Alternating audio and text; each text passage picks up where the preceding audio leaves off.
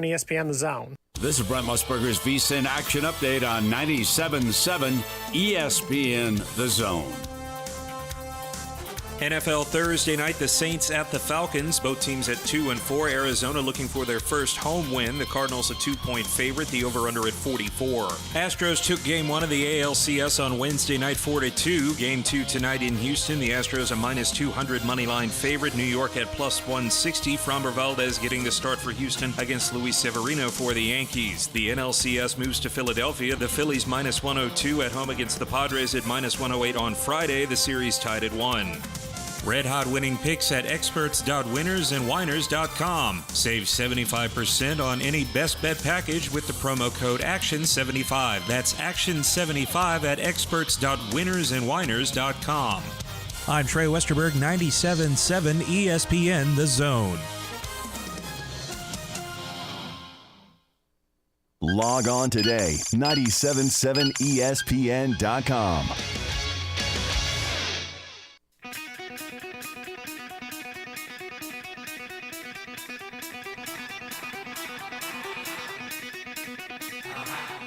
Welcome to Talkin' Ball with Scott Tyson and Drew DeArmond. Call into the Neighbors Wealth Management Hotline now, 256-576-4977. That's 256-576-4977. Now, here's Scott and Drew. And just like that, we're ready for our Thursday edition of Talking Ball, 97.7 ESPN The Zone. Welcome in to a Thursday. If you would like to, you can get in on the show. All you got to do is call 256-576-4977. That'll get you a part of Talking Ball here on this Thursday morning. We welcome you in. A lot of good stuff, a lot of fun stuff to get through on a Thursday morning. And yesterday, Nick Saban comes out, and it's something that got the attention through social media. And Nick Saban did issue a response. He did issue a statement yesterday on the Jermaine Burton situation, and did say that they are aware of the post-game. It just says, we are aware of the situation with Jermaine Burton as he was exiting the field on Saturday. We are currently working to gather more information. And for those that did not see or have not seen, there is video that has come out of Jermaine Burton hitting a young lady exiting the field. I don't know if I'd call it hitting. I think it's more like a small shove or something like of that effect. I wouldn't call it a slap or anything like that.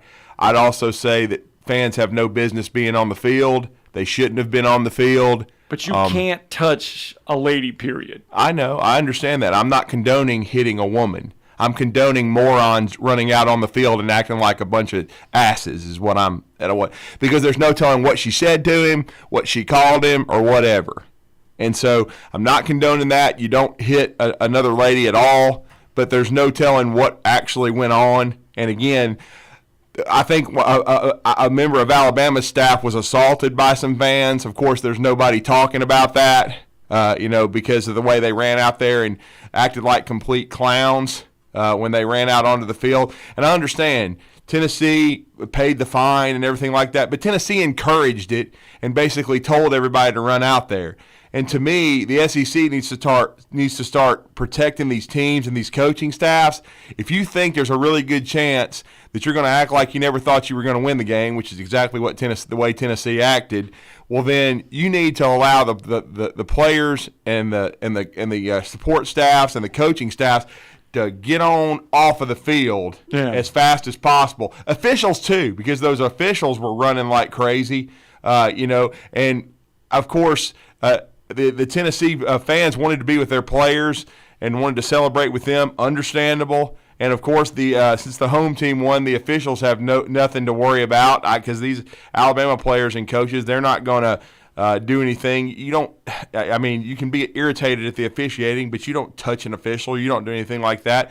But fans are kind of out there, and so you never know but the Alabama fans are going to get out of the stadium as fast as possible. But say, that Rodney Orr of TiderInsider.com commented on his message board, and I'm a part of that group, that, you never know, because, with the way things can happen, eventually the reverse may happen, where the home team loses and fans are unruly. I start having flashbacks to all these European soccer crowds and stuff. No, there's more danger that can come, and that's why you have to protect. It's I just remember what Josh Pate said too. Josh Pate was just in the middle of it, not even intentionally, right, and had to get out of the way with them tearing down the goalposts and things of that nature. And he wasn't, of course, not trying to get in anybody's way, and that could have turned into a hairy situation. So right, it's not an SEC thing where they say, "Hey, okay, well, the SEC's putting this fine in there because we all." This is a college football wide thing that it's not safe, and I just it's not safe to do on any game or any conference or anything. And Jermaine like Burton, that. I think, was just acting on instinct. He may not even have known it was a woman until she got past him, because she put something up in his face. And, I mean, it's a scary thing. You don't know what's going on. And with these people pouring out of the stands and all this kind of stuff. So I think the whole thing's being overblown. I don't think he deserves a suspension or anything like that. He may get some discipline. He may miss some time. He may miss a quarter or whatever. But, again, I think it's kind of being overstated here. And I think that the entire environment was certainly, quote-unquote, electric, but it was also a little scary. And you got to protect the student athletes first and foremost, because you don't want anything bad to happen. And again, supposedly a member of the Alabama travel party or support staff was assaulted by someone and accosted. So you don't want to see any of that. You want it to be a great memory and a great win that they remember for the rest of their lives. But they need to do a better job of controlling these crowds and getting these players and coaches and everybody. And I'm talking about from both sides off the field. I mean, I know they wanted to be, and if the Tennessee players want to come back out and be with the crowd, hey, great. It's your home field or whatever. But you want to, first of all, you got to keep people safe. And I just think, because Auburn went through it back in a couple years ago when they had the Georgia game. And then the Alabama game, they had back-to-back weeks of fans storming the field. Yeah, that was 2013. They had some situations there that did not and were not great. I was stuck in the middle of the Iron Bowl one, and let me tell you, it is not a fun experience. It's a scary situation. After you are and that's in the middle of it. That's a great point, too, because there was a lot of media members, and we just talked about Josh Pate, but not just Josh. Yeah. There was media members covering Tennessee, covering Alabama. Steve Moulton, our own Steve Moulton, was there shooting video, and he didn't even get to go to the press conference with Nick Saban because Aaron Suttles, Tony Sakala, some of those guys, in all the chaos, they got locked out. And so I'm glad that they came out okay physically and didn't have an issue, but that's some scary stuff, man. And I know that it used to be that you could rush the field and the SEC didn't even fine you $100,000 or whatever, or rush the court. Now they fine you, but they need to do a better job of anticipating this stuff. If you get on the PA and announce, hey, we are not rushing the field until give the players and coaches a chance to get off of this field. If you have it, because I think everybody knew how cathartic it was going to be for Tennessee to win that game, because it had been 15 years, and so you understand everybody's emotion and being so happy and being so just euphoric. Okay, fine, but let's make sure that the two teams are okay, because you don't want something to happen. Right. And again, Jermaine Burton had somebody run right up in his face, and I'm not even sure he realized who it was or what it was. He's just reacting and protecting himself probably, because remember, the first thing that went through my head was the Ole Miss Tennessee game the last year where they had to stop the game. Remember, Tennessee lost that one. Right. And they were throwing mustard bottles. That's why the mustard joke started happening. And they were throwing things on the field, throwing it at people. I think Lane Kiffin got hit with a battery or almost did. You just golf ball, too. No, I think. it was golf balls too. Because he mocked. Because remember, he ended up mocking the whole situation at the baseball game. With instead golf of ball. Throwing out a baseball, threw out a golf ball when they played Tennessee. Yeah, so that's what I'm saying. You have to be careful, man, because that's just some scary stuff. And they had to stop the game for about 30 minutes or whatever to clean all that up. So it's just really scary, man, when you have somebody coming down at you, not condoning it at all, any violence against a woman or a man or whatever. But I'm just saying you got to protect yourself. Right. And this is not the first time that the Tennessee crowd got out of control. All right, so what'll come up of it? Well, we'll just have to wait till Saturday. And if you want to know what happens, download the 97.7 ESPN The Zone app so you can listen to Alabama football on Saturday. They got a 6 o'clock kick with Mississippi State. And you'll be able to find out everything that goes on there just by having the power in your hands. One of our listeners also just sent us a message, and I didn't mention this, but he's not a part of the support staff or the part of Alabama's travel party, but we all know the great Kerry Good and his battle with ALS. His son Roman. Yeah, I saw that this weekend. I saw Kerry post a lot of posts about that this weekend. Yeah, he went to the game, and he was his son Roman is a member of the Tennessee staff actually.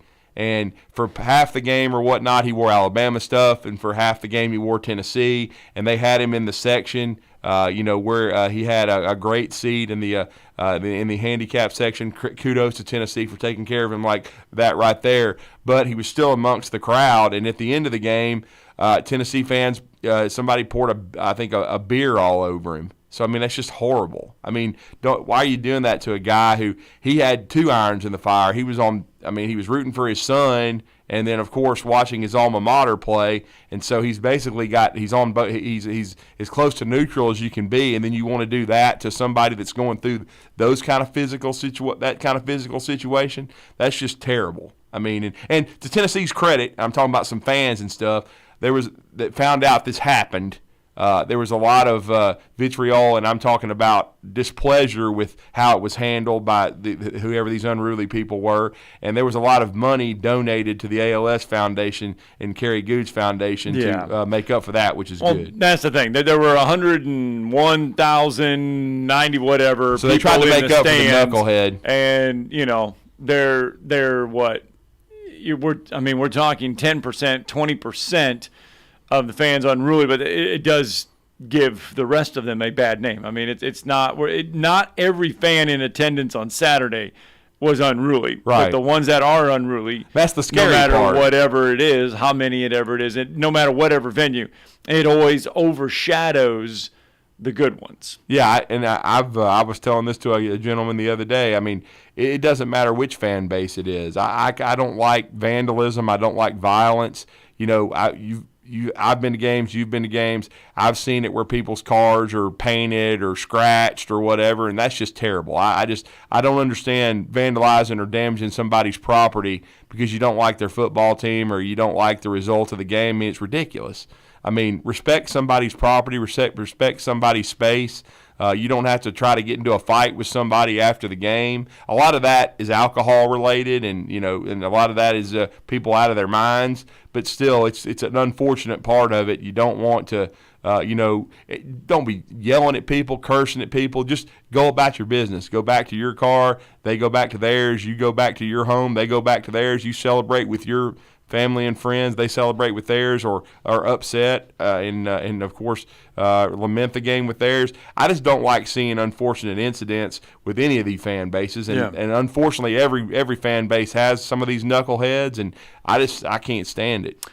All right, Saturday was a tough day for the in-state Alabama teams. Both Alabama and Auburn come up on the short end of the scoreboard. This coming Saturday, could the same thing be said for the state of Mississippi? Ole Miss and Mississippi State have tough games. Both of them are underdogs according to Vegas. Ole Miss right now is a 2-point underdog on the road at LSU. 7th-ranked Ole Miss, a 2-point underdog on the road at Ole Miss. Mississippi State, which comes in 24th ranked in the country, is a 21-point underdog on the road at Alabama. Is this going to be a long day for the two big schools in the state of Mississippi. Does LSU have enough, and have they figured it out enough to get the best of Lane Kiffin in Baton Rouge? Well, I'll just say I think LSU can definitely win the game, but I don't know that I trust them yet because they've been so up and down. Ole Miss has played a weak schedule, though, I will say, and I was just double-checking it yesterday. I don't really think they've played anybody, and so I think LSU does have a very legitimate shot. Now, would it surprise me if Ole Miss won? Absolutely not.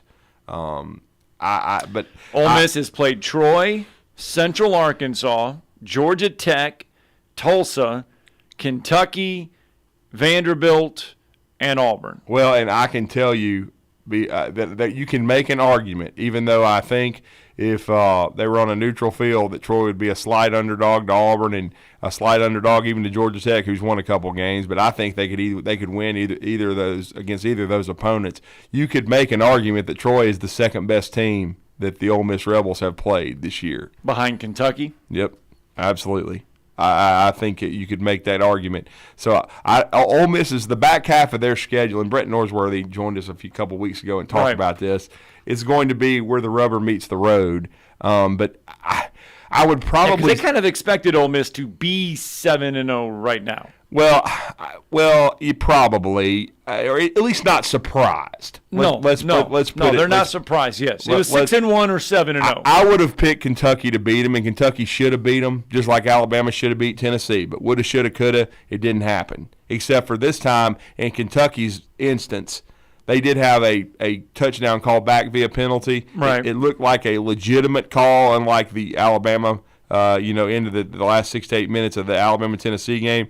And then Kentucky had 2 turnovers. They turned it over right after that that potential winning touchdown was scored, and then they turned it over earlier in the fourth quarter when Will Levis fumbled. So again, Kentucky probably should have won that game, but they didn't. Ole Miss survived, and so now they're 7-0. So we will see. But Mississippi State certainly. They had they played a poor last 3 quarters against LSU in Baton Rouge. They dropped 7 passes. They turned the ball over. Again, and now they come off this Kentucky game, which kind of surprised me because I thought State had a legitimate shot to win that because Levis wasn't 100%. Then he injured his non-throwing shoulder, so You're thinking they really got a shot, but Kentucky kind of shut them down defensively. It's going to be interesting to see how they play against Alabama. Alabama lately has had their number, but we just saw a streak snap by Tennessee. Certainly, Mississippi State is very capable. They're a veteran team. Alabama has to be ready to go. And if Alabama has a game like they did against Texas A&M, and what I mean by that is, say you lose the turnover battle 4-1, I think Mississippi State, we've established that they're a better football team than Texas A&M. Well, they're a veteran team as well. They blew out Texas A&M, and so if Alabama plays that poorly, then they won't win the game. But they should have Bryce Young, who's I think the week of practice has gone similar that it did last week. They've been light on him throwing it, but he should be available. Yeah. I think Alabama should win the game. You look at this Ole Miss schedule. I want to go back to the Ole Miss schedule, and we said that back half of the schedule for Ole Miss was going to be the toughest, the biggest portion of their schedule. But now if you look at it, it doesn't look as daunting as it did 3 weeks ago because at one time Texas A&M and Arkansas were both in the top 25. Neither of them right now are in the top 25. LSU is trying to figure things out. You look at Ole Miss's schedule down the stretch, and, I mean, yes, KJ Jefferson is back for Arkansas, so Arkansas should be playing better. They will be playing much better by the time they play Ole Miss. I can pretty much assure you of that. So the 2.5 scary games, Alabama, Arkansas, and Mississippi State, their final 3, right? Yeah. I mean, LSU and Texas A&M, you should say right now are winnable ball games for Ole Miss. It's the last 3, Alabama, Arkansas, and Mississippi State. Well, I mean, I think it could be a special year for Ole Miss, or they could still lose 4 or 5 games. We'll see how they handle it. I don't think they've been a dominant team. They can run the football, but defensively they got exposed against Auburn and gave up a ton of points and yards. let's see how they do against LSU. I would probably, if you had to ask me who I favored in this game, I would probably say a 31-28 Ole Miss kind of situation, because Ole Miss has found ways to win, and so far LSU has been a little up and down, but it is in Tiger Stadium, and so it's not a night game, but I've got to believe they're going to play better than they did against the 11 a.m. game against Tennessee. So we're gonna really find out how good Ole Miss is to me this week. If they really handle LSU, then the top 4 teams in the SEC to me are, of course, Georgia, Tennessee, Alabama, and Ole Miss. Right. But if Ole Miss has to eke by like the spread, or if Ole Miss loses this game, then I think there's a top 3, and then I don't know who 4th is yet. So we are going to see how legit Ole Miss is, because I expected them to beat Auburn, and they beat Auburn, by 2 scores, but the way the game flowed surprised me, because I thought that their defense would do a little bit better job against Auburn, because Auburn up front had not been good all year, and Tank had struggled, and they went nuts.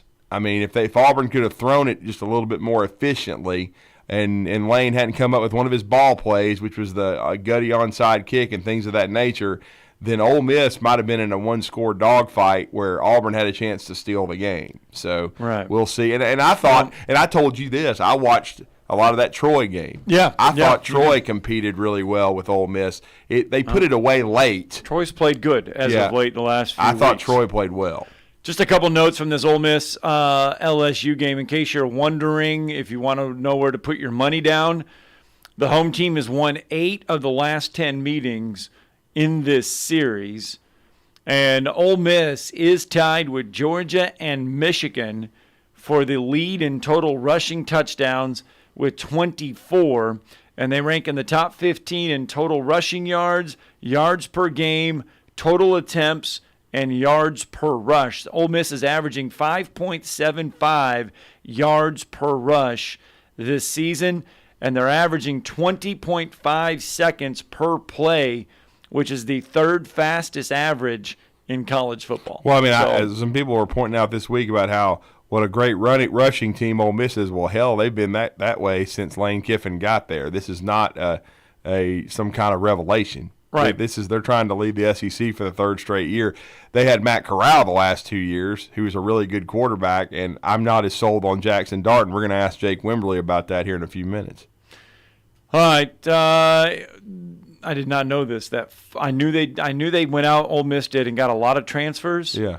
I did not know that 45% of their entire roster is all newcomers. Well, yeah, especially their starting lineup. I mean, their roster. We've been calling Lane Kiffin the Portal King for a reason. He went out and basically got a new football team. His entire backfield, all the guys that have made the plays. Well, one of them's a true freshman, Quinson Judkins, who's an outstanding player. But they went out and got 2 backs. In the transfer portal from SMU and TCU, and then they went out and got a quarterback in Jackson Dart. They've basically transformed their team with portal guys. I mean, that's basically the majority of their team is portal transfers, this Ole Miss roster. Let's get that break in. Jake Wimberly will help us break down that Ole Miss, LSU, Mississippi State, Alabama contest is next. You're listening to Talkin' Ball on 97.7 ESPN, The Zone. Traffic trying to go eastbound on 565 is back now to about the middle of the Tennessee River Bridge on I-65. The wreck itself is on 565 near Mooresville Road. 5 or 6 vehicles involved in that one. They've got at least 4 or 5 injuries. They had entrapment, and I think they had someone thrown from one of the vehicles. It's going to be a while, folks, before they reopen eastbound on 565, and it sounds like they're going to close the ramp from 65 to 565, so you'll have to go further north and work your way back into Huntsville that way. Someone dies from heart disease every 36 seconds. Dr. Randall Burns and the team at Huntsville Heart Specialist on Bob Wallace Avenue can help you keep your heart healthy. Captain Nick in the 72 and Jeff Popeye Skywatch Traffic Center. Football season is here, and as always, the best place to catch every game is downtown at Humphrey's Bar and Grill. Humphrey's is celebrating by bringing back their game day football specials. $2.75 Miller Lite, Coors Light, Yingling, and $3.50 Yellowhammer Gold Pints. $4 Fireball shots. Anytime football is on. And don't forget football trivia every Sunday night at 6. The best place to catch all the games all season long is downtown at Humphrey's Bar and Grill. Not looking or feeling your best? No energy for the things you like to do? Ready to look and feel younger? Make your appointment at Advanced Life Clinic, one of the region's foremost destinations for patients interested in looking and feeling their best. Specializing in advanced laser treatments and weight loss, male and female rejuvenation to offset the effects of aging, and more. See how Advanced Life Clinic can help you enjoy your life again. Call 256-882-6555 or log on advancedlifeclinic.com. Tom Abraham here for my friend Brian Hamaker and his team at North Alabama Mortgage. Look, buying a home is the biggest purchase you will make in your life, and it can be a bit intimidating, so you want people that can help walk you through the mortgage process and get you the best deal possible. That's what North Alabama Mortgage does, and they do it in Alabama, Tennessee, and Florida, from first-time purchases to refis, conventional, VA, FHA, and USDA loans. They have the solution at North Alabama Mortgage. Visit NorthAlabamaMortgage.com to learn more. That's NorthAlabamaMortgage.com. Tom Luganbill here for my friends at Woody Anderson Ford. Bobby White and his team take great pride in their service department, and you can see it the moment you walk into those beautiful new service lanes. And just like a championship team, they all work together to make sure your experience is second to none, whether you drive a Ford or not. Also, check out the gold certified pre-owned inventory at Woody Anderson Ford for great deals every day. Stop by and see them at Jordan and Sparkman or at Woody Anderson of Madison on Hughes Road, or visit WoodyAndersonFord.com. This is a special alert to all Americans who own a vehicle with less than 200,000 miles with an auto warranty about to expire or with no warranty coverage at all. Due to a decline in the economy, CarShield is announcing a low-cost month-to-month vehicle protection plan that is now available to the public to save any driver out-of-pocket expenses on future auto repairs. Call now to find out how you can pay almost nothing for covered auto repairs. Yes, you heard that correctly. Pay almost nothing for covered auto repairs. An open phone line has been established for all drivers to call for a free quick quote. Call 800-306-8158 now. Drivers who are covered will not have to pay for covered repairs again. This protection plan is at an all-time low. Additionally, drivers who activate this vehicle protection today will also receive free roadside assistance, free towing, and car rental options at no additional cost. Call us for your free quick quote today. 800-306-8158. That's 800-306-8158. What do you have to lose? Call 800-306-8158. Again, 800-306-8158. Are you in the market for a recreational vehicle? Do you want to get out and see more of this beautiful country? Well, imagine hearing the laughter of your little ones enjoying gooey s'mores by a cozy campfire and making lasting memories with your friends and family from the comfort of a new camper. We can make your dreams come true at Hall's RV. With over 15 years in the camping business, we know how to get our customers into the perfect camper. We have several models and floor plans here for you to choose from, both new and used. We're family owned and operated with fantastic deals and great service. Everyone wants to work with people they can trust, so come on down to Hall's RV and get the deal of a lifetime. We'll treat you right and get you on the road in the camper of your dreams. Visit us on Highway 431 in Albertville. Hall's RVs, where we sell fun. Or see us on the web at www.hallsrvsales.com. This is Wes Neighbors talking to Chris Haygood of Bob Wallace Appliance. Chris, what sets you apart from other appliance dealerships? Wes, these appliances are going into the most used room in your house, your kitchen. The way we have these appliances displayed, it's easy for you to visualize how they'll look in your home. Wes, what sets us apart is the people. They're well trained. In fact, they live and breathe these appliances. And if you need service, you'll really appreciate our parts department. Contact Bob Wallace Appliance at 256-533-2121. Coming up next, it's the Tom Abraham Show with me, Tom Abraham. Now back to more Talking Ball with Scott and Drew. Indeed, welcome back to Talking Ball, 97.7 ESPN The Zone. Scott Tyson, Drew DeArmond with you until 9 a.m. Before the break, we kind of did a little insight there to what is going to happen or what will be going on in Baton Rouge on Saturday, as well as Bryant-Denny Stadium on Saturday. Don't forget Mississippi State, Alabama, right here, 97.7 ESPN The Zone. Download the app today so you can have the Crimson Tide in the power of your hands on Saturday. Ole Miss, LSU, intriguing. Mississippi State, Alabama, intriguing. And we said this Mississippi State offense that's coming in, it's different than what Alabama saw Saturday in Knoxville. They're going to throw the ball around, just a little different form. No, well, they've seen Mike Leach. This ain't reinventing the wheel. They don't do exactly what what we see out of Josh Heupel, but they're still very, very experienced. They're a team that has, as Matt Wyatt told us, the most experience coming back in the entire SEC. But it was a disappointing outing for them in Lexington last week. I thought they had a chance to steal that one because of the Will Levis health situation, but Levis played through injury. He really got re-injured, but played well. And people forget, too, Kentucky's got Chris Rodriguez back, and Chris Rodriguez may be the most underrated player in the whole SEC. He kind of defines that team with his physicality and his ability to run the ball, especially against a veteran defense like Mississippi State. So it's going to be interesting. This Mississippi State team, though, has run the ball better than the previous two under Mike Leach, which would give them a shot against Alabama. Alabama certainly didn't stop the run last week. But this is going to be a fork-in-the-road game for Mississippi State. Are they going to have a special year or have a chance for a really good year, or is it going to be another 7-5 type year? And then you look at Ole Miss, they're trying to stake the claim that they're for real, and they're one of the top 4 teams in the SEC, which they were last year. They're trying to do this 2 years in a row. Okay, and we're going to talk about that with the program director for Jackson 105.9 ESPN affiliate in Mississippi. He's a College Football Hall of Fame voter. He's a Maxwell Award voter, Bolitnikoff voter as well. You can read his college football analytics stuff at collegefootballhourglass.com, and he is the host of the Afternoon Drive from 3 to 6 each Monday through Friday on ESPN 105.9, and I was honored to be on his show yesterday. And Jake Wimberly, who will be in Tuscaloosa on Saturday, is joining us on the Neighbors Wealth Management Hotline. Jake, welcome back to the show. How are you this morning? Scott, Drew, I appreciate you as always. How are you guys doing this morning? Doing well. We're a little chilly up here, but we're making it How through. is it in Mississippi? Yeah, it's cool, it's crisp, and it feels like a football morning this morning here in the great state of Mississippi. Well, plenty of football to be played on Saturday. Let's start with what's going on in Tuscaloosa. Mike Leach comes in. Rarity that we say this, at least both teams coming in off defeats on Saturday. Both teams trying to pick the pieces back up and start over. They are. Both teams are. Of course, Alabama, a little different setup than Mississippi State. Alabama still has everything in front of them, and as you guys know, I mean, they can still win the SEC West, win the SEC, and get to the college football playoff.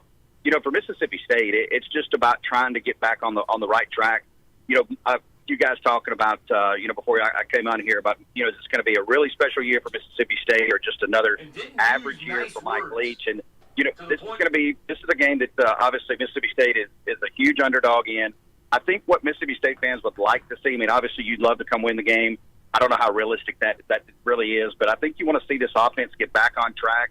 Will Rogers has done a phenomenal job for Mississippi State, but in, 2 years, the 2 years prior to this one, the one team that he has not played well against is Alabama. 0 touchdowns, 5 picks in 2 outings against Alabama. They're going to have to block it well, and they're going to have to throw it well. They're going to have to do everything right to be in this game in the fourth quarter on Saturday night. Well, and Jake, we were mildly surprised, at least I was, because Kentucky, of course, a lot of it was not having your quarterback in Will Levis, and they had lost at home 24-14 to South Carolina. But I guess the mild surprise to me was the offensive struggles of Mississippi State for much of that game against Kentucky. After you've gone back and watched it, what did Kentucky do where they were able to contain Mississippi State so well? Well, one of the things that they did is just kind of kept the ball away from Mississippi State. True, Rodriguez, State, I think, 47 plays. Mike Leach even talked about it in his post-game press conference that said, hey, we really didn't even have an offense in this game. So, Kentucky was able to slow the run game down, and then, of course, they were able to make, Will Rogers move around, put him in some bad positions, and, that doesn't bode well, for this team, especially on the road. We've seen them have some problems on the road. They bogged down against LSU in the third week of the season. They bogged down at Kentucky. So, we know about how hard it is to play on the road in the SEC, but you got to credit Kentucky slowing the run game down first really kind of put Mississippi State in some bad, second down, third down situations. And Mississippi State's going to have to play good on Saturday night on first down and second down. They got to play ahead of the chains, to have a chance. Yeah, and that's the thing, too. I mean, we're not used – I mean, this Bulldog team is running more than what we've seen them in the past. And you mentioned slowing them down. They've been getting off to fast starts, especially in that first quarter. 66-7, I think, outscoring opponents in the first quarter. So not only do they got to get that run game going, but they've got to get off to a fast start Saturday.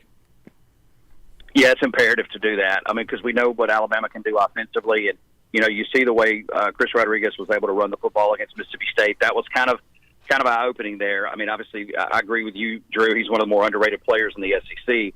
But we know what Jahmyr Gibbs can do and these running backs for Alabama. And, it's imperative to get off to a fast start and try to at least stay even or kind of get out in front. If Mississippi State falls behind here and has to try to play catch-up, that typically doesn't bode well on the road for this team. And you just want to see consistency. That's the biggest thing that I've talked about with Mississippi State is Mike Leach, and we saw this at Texas Tech. We saw this at Washington State. So it may just be kind of, the hand that you're dealt there is, they'll play good for a couple weeks, and then they're going to lay an egg. And, you felt like they did that early in the year against LSU. You felt like they did that last week. So, again, leadership is going to have to take over this week. Hopefully it has for Mississippi State if you're a Mississippi State fan. And, you're going to have to really come with everything kind of buttoned up, to have a shot on Saturday. Well, yeah, and then you saw the Alabama-Tennessee game. It was a magical, all-timer. Certainly, there's been a lot of conversation about the officiating, but still, it was two great quarterbacks going head-to-head with each other, arguably the two best in the SEC. No disrespect to Will Rogers, who's been very, very productive under Mike Leach now for the third year in a row. But Bryce Young was a magician, and I was talking to my program director, Steve Moulton, who hosts our afternoon show or our early evening show, The Drive, and he was with a Heisman Trophy voter, not named, but they were talking after the game, and this particular person said, well, so much for the Heisman for Bryce Young. I don't know how you can take Bryce Young out of the Heisman conversation after what you saw on Saturday. No, Bryce Young, and you and I were speaking about this yesterday. I mean, what he can do with the football and the way he just gets Alabama out of sometimes bad situations is an unbelievable, form of football that he plays. I mean, the guy is calm. He's cool, collective. Very similar to what you see sometimes with the Patrick Mahomes, and not to try to compare the two, but just to kind of take it to a different level. So, yeah, I mean, I think Bryce Young is right there in that Heisman race, and of course, as he goes, as you guys know better than I do, as he goes, so does Alabama. Yeah, he does. Yeah, and the only time that we saw Alabama struggle at home against Texas A&M because they turned the ball over 4 times. The one thing that Mississippi State has done well this year is cause turnovers. They've caused at least a turnover in every ball game this season. This defense, how imperative is it for them to hit that field on Saturday and keep up with that aggressive style? Oh, I think it's a must if they're going to have a shot here. And, they got the pick 6 last week that kept them in the game at Kentucky. They've been a very opportunistic defense. It's kind of a bend but don't break defense. So I think it's imperative to do that. What I'm going to be interested to see is can they slow down, the running game and what Jahmyr Gibbs has been able to do. And then, of course, the back end, that secondary is a very talented secondary. Hasn't played as well as it should in some moments, but they're gonna have the work cut out for them. But it's very imperative for them to play and to grab a turnover or two if they're going to be in this thing in the third, fourth quarter. Well, Jake, before we go and talk a little Ole Miss for the last few minutes, is the spread too big? I was a little surprised it was 21.5, but I guess it's coming off of Mississippi State losing on the road in Lexington, and then also Alabama, smarting and coming off a loss, which historically Nick Saban's teams have bounced back. Now, I think the spread is probably about right. If you kind of just look at the trends in Vegas, I think that spread is probably about right. I wouldn't play it if I was a gamer. Right. I look more towards which I am. I would play probably the total. I wouldn't play I'm not going to play this game, but if I was, I'd probably look at the total. I mean, you could see this game being around a 17 to 20 point game. But I think the spread is pretty darn close. Mm-hmm. And then, okay, we talked about this before you came on with Lane Kiffin. They're 7-0. He's the portal king. They've got, as Scott talked about, 45% of their productions coming out of is just their roster. their roster. Period. He pretty much turned over half of it. It's gone really good so far, but they have not played the most difficult schedule. They didn't look great against Auburn. They're a slight underdog at LSU, but to me, this is where we're going to find out if Ole Miss is truly, like they were a year ago, a top 4 team in the league. Oh, I think you're absolutely right. And a lot of people, that we've had on this week and talked to really like LSU in this matchup. And, this is a game Ole Miss can go get, but you're right. I mean, for the first time this year, we're mid-October, we're going to find out what Ole Miss really is. Jackson Dart has yet to play a true road game. No disrespect to Georgia Tech or to Vanderbilt, but Tiger Stadium's a little bit different animal than those two. So you'll get to see him finally in a true SEC road setting. How this offense works. We know how intimidating crowds can be and how it can put you in penalty situations. We saw that with Alabama last week. We've seen that across the SEC so far this year. We see it every year. So there's a lot of things that we're going to learn about this team. It is a different team for Ole Miss. Obviously, they're running the football extremely well. Up until last week, they were able to defend well defensively. Jaden Daniels is a guy that, as you guys know, kind of does it all for LSU. So it'll be the first opportunity to see a truly mobile quarterback, kind of a dual threat guy that, Ole Miss has not seen. I think they did see, a little bit of that with a quarterback from Tulsa. His name escapes me, but there's a lot of things that's going to unfold here for Ole Miss on Saturday. We're going to learn everything we need to know about Ole Miss on Saturday. That's hard to believe that we're talking game 8 for the Rebels, and we're saying true road game. Yeah. And I always say don't apologize for your schedule. No. It is what it is. You take advantage of it, and Ole Miss has done that, and they're right here. And, the flip side of that is if they can go down and grab that win, and, they get to 8-0, they'll be in play next week at Texas A&M. And, of course, if they can pull both of these, then, that sets it up for a bye week and then hosting Alabama here in about 3 weeks. But a big test for Ole Miss on Saturday, and I would lean LSU if I was playing this one. Well, wow. I will say this, Jake. If they get past LSU and Mississippi, and Texas A&M, if they're undefeated, though, in 3 weeks when Alabama comes to town, if Alabama takes care of business, it will probably rival the craziness of the environment in 2014 when Hugh Freeze beat Nick Saban, I would think. That was insane. I was at that one. Yeah, no doubt about it. Look, Lane Kiffin has done everything right.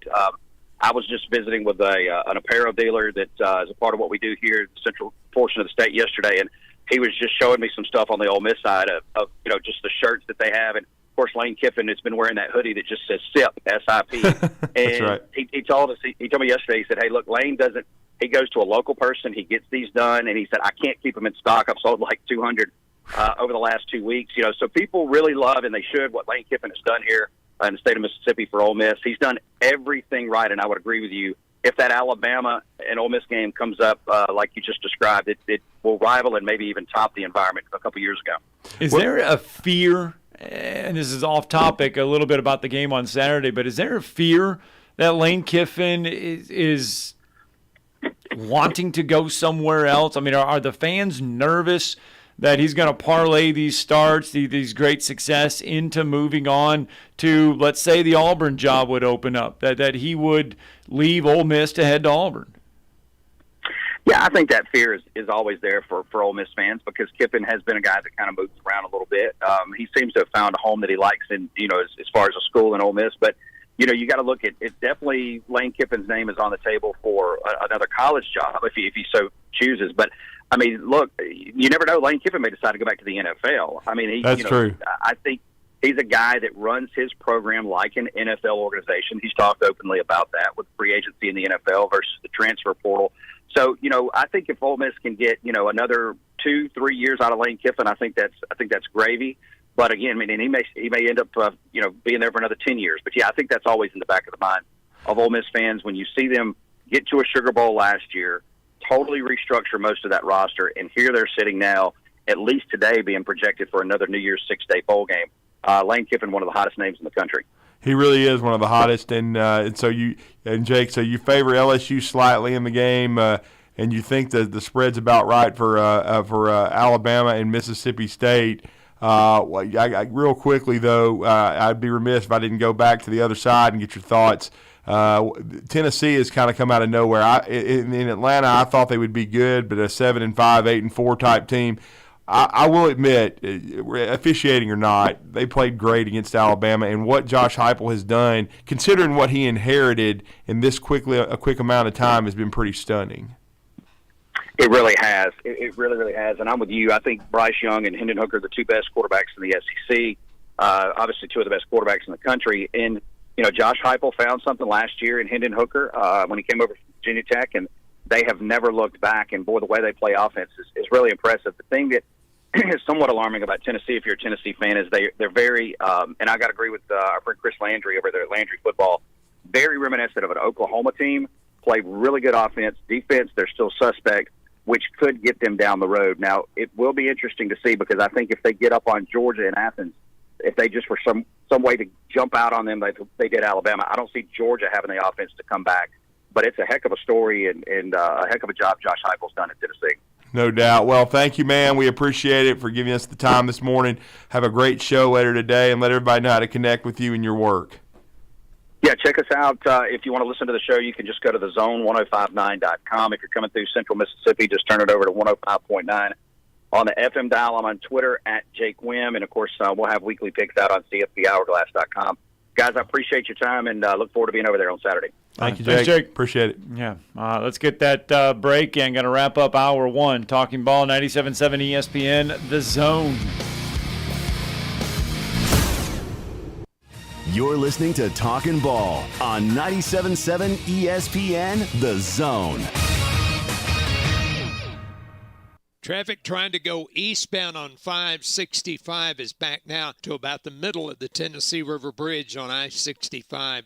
The wreck itself is on 565 near Mooresville Road. 5 or 6 vehicles involved in that one. They've got at least 4 or 5 injuries. They had entrapment, and I think they had someone thrown from one of the vehicles. It's going to be a while, folks, before they reopen eastbound on 565, and it sounds like they're going to close the ramp from 65 to 565, so you'll have to go further north and work your way back into Huntsville that way. Someone dies from heart disease every 36 seconds. Dr. Randall Burns and the team at Huntsville Heart Specialist on Bob Wallace Avenue can help you keep your heart healthy. Captain Nick in the 72 and Jeff Popeye Skywatch Traffic Center. Southeastern Conference Commissioner Greg Sankey is coming to the Huntsville Museum of Art on Thursday, November 10th.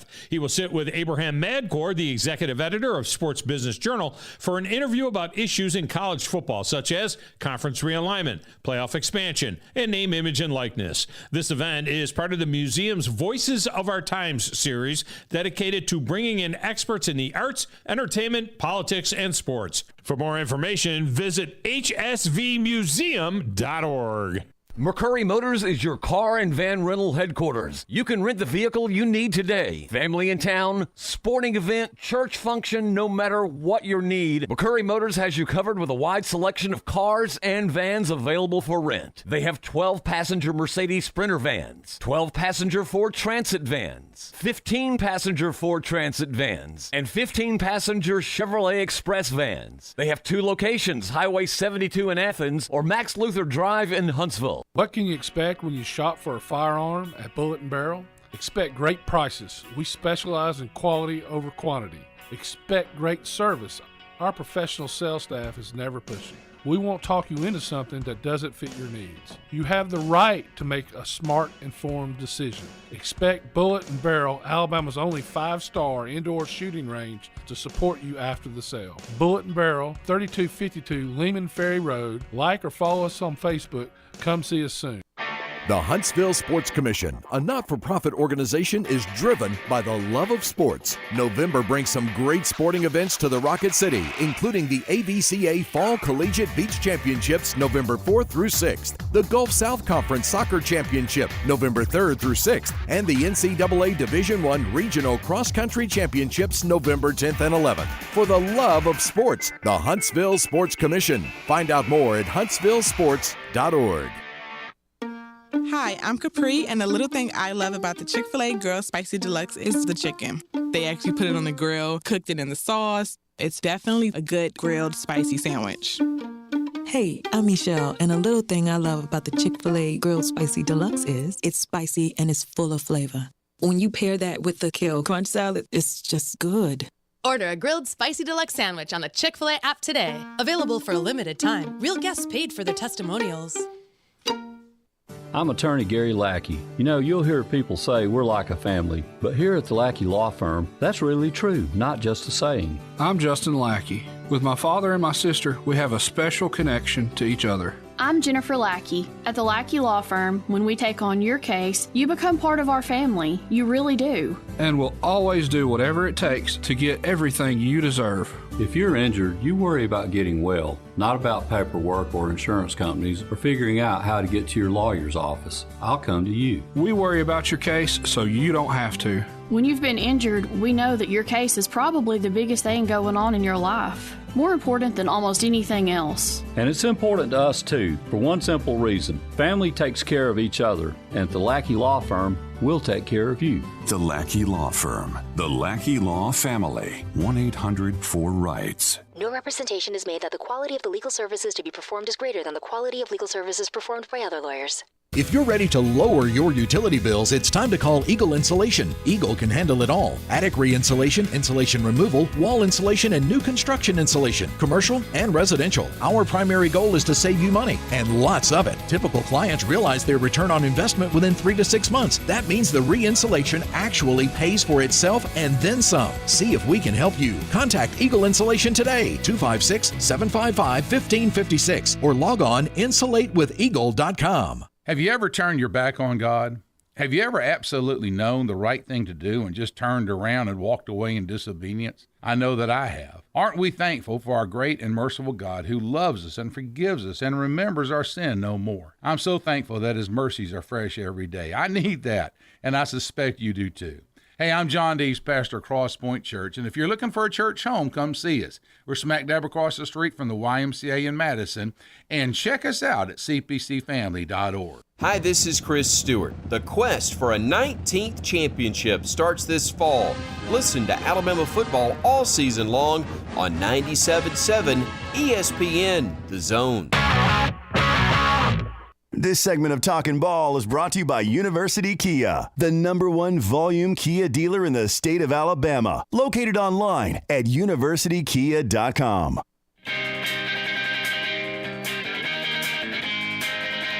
All right, welcome back. I tell you what, you never know what you're going to get when you sit down in a chair after certain, this is just fun. I touch my hand. Look at this. I touch my hands, and I'm just, you got black suit all over your hands like you're in a chimney sweep or something? Apparently somebody decided to clean a chimney that was here before me. That's what it looks like. I have no idea. First the microphone falls off the stand, everybody. We'll just be honest with you. Yeah. During a break, we had to fix that, and then this is great. And now we got the chimney sweep. Love it. Falling all over us. I love it. Wow. 256-576-4977. Feel free to give us a call on the Neighbors Wealth Management Hotline if you would like. And if you are down and about the downtown area today, just take it nice and slow because there is Super Regional Volleyball going on all through the South Hall today. Now, today's going to get started at 10:15 for Class 7A. Our 7A teams did not play. They will play today. James Clemens, Sparkman, Huntsville, and Bob Jones. Those are our 7A teams that'll hit the volleyball courts this morning. Yesterday, I'm going to leave a few teams out, I know, just because there's so much going on. But Hazel Green, they stamped their ticket to the state tournament. They are into the semifinals. Hartzell is through. They are headed to the state tournament. They got wins. They are in the semifinals. Arab, Westminster Christian Academy, they are headed back to the state tournament, as is Lawrence County. Our 97.7 ESPN The Zone Team of the Week, Priceville, they are headed to the state tournament. They will take on Madison County today at 12:45 in a semifinal game. Deschler and West Morgan is also through to the state tournament in 4A. They will play each other in the semifinals. And then your consolation and championship in 4A, 5 o'clock today. For those in 5A, it's 5 o'clock as well for your consolation and championship. And then at 6:30 today is the 6A consolation and championship. So, like I said, there's so many great teams down there. Yeah, Westminster's having a great run again, and they're the defending state champions. And I believe Holly Richards, she does such a great job with her team, and it's the second time ever, I think, for the Priceville ladies to get through to Pelham in the state tournament. So congrats to Emily Williams Logan, those young ladies. We were out there this week for the ESPN 97.7 The Zone Team of the Week presentation, and later today we will be out there at JP2 for the football presentation. But again, congratulations to all these young ladies who are trying to win a blue trophy and win a state title in advance. Now today, Class 3A, Class 2A, and they actually get started today. They did not play yesterday, so they get started today. Class 1A, Athens Bible, they are through, I believe they are through to the state tournament as well. So that is going on at the South Hall. So super regional volleyball going on. Everybody trying to stamp that ticket to the Birmingham Crossplex. Mm-hmm. So that is where they play the state tournament. They get it down there at the Crossplex. Used to be down there at the Pelham. So it's not in Pelham anymore. No. They moved it several years ago. Okay, my bad. To the Crossplex. I'm just so used to them saying that. Yeah, they moved it to the Crossplex. They've got a great setup down there for state volleyball. Obviously, they use the same area where they do the state track. It's in the track area. Mm-hmm. And so they just put the volleyball courts down there. It's a great venue for state volleyball. Not as great as what it is up here. Kudos to the Huntsville Sports Commission Mark Russell and all them for helping pull this off. Joel Lamp over at the Huntsville Tourism Visitors and Convention Bureau for putting all this on. I mean, they do a fantastic job of getting all of this taken care of. It is a work of art, and they have got it down as well. Hey, busy day for you yesterday. It was SEC Media Day down there. We talked about it yesterday on the show. Kentucky picked to win it. Alabama 5th, Auburn 4th. Mm-hmm. Fun day, though. College basketball around the corner. Yeah, we had a chance to speak to some players, and you can find all that on on our Twitter account, ESPN at 977 ESPN. We had a chance to speak to Jalen Williams, rising senior for Auburn, been one of their big-time role players, a glue guy that does a lot of things to help win basketball games. Wendell Green Jr., that hopes to be the starting point guard this year, who transferred from Eastern Kentucky a year ago, was like Vinnie Johnson off the bench. Then we had a chance to speak with Nate Oates, and then Charles Bediako and Noah Gurley. So it was a really good day down there in the SEC for some basketball, and we're going to talk about it with Richard Hendricks next. All right, all of the coaches from yesterday are on our WZZN YouTube page. You can head there and watch all of the press conferences from yesterday from SEC Media Days 2022 Basketball Edition. And Richard Hendricks will indeed join us as we start looking ahead to the round ball season.